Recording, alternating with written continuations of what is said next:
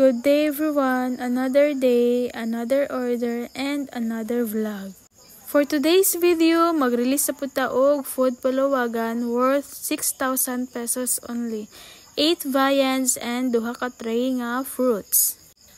But ang ako ang i-release karon is 5 kasudan lang and duha ka tray nga fruits. Kay ang ingon ni ma'am, i-convert niya ang iya ang tulo ka sudan into 2 bilaos. So ang iya ang gipili nga sudan is pork calderita, as you can see katong ganiha, akong gibutangan og cheese nga toppings, and then karon pork humba.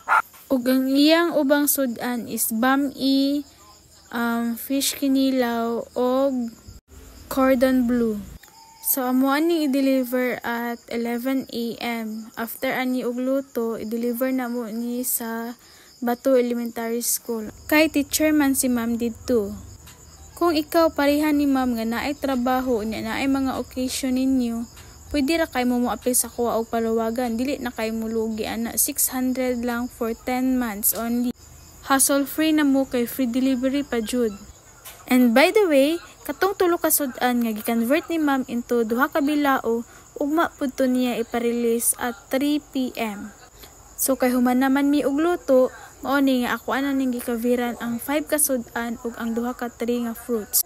Cling wrap ra jud ni ang ako ang gi-cover ani kay nahutdan jud ko og tray. Dagko gali kay ni nga tray o kay ang ako ang tray nga gi-order wala pa gyud naabot.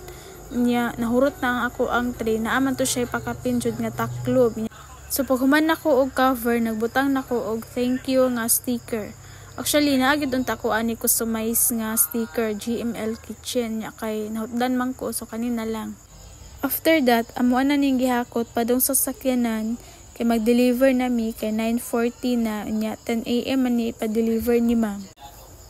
So mao na ni among i-deliver karon. Bami, fish kinilaw, pork calderita, duha ka tray nga fruits, chicken cordon bleu, and pork humba. O mag-deliver na mi. Tara, kuyogin mi ninyo. Kani si ma'am, suki na po siya nako since last year pa po. Every time nga na-I order ang ilaang school, direct na sila mag-order na ako. Sa mga teachers din ha sa Bato Elementary School, thank you kaayo ninyo ma'am for always choosing GML Kitchen. So sa wala madugay, naabot na mi dinhi sa Bato kay silingan ramon pod mi og barangay ani. And paliko na ta diri sa ilang eskwelahan og naabot na jud ta dinhi sa Bato Elementary School.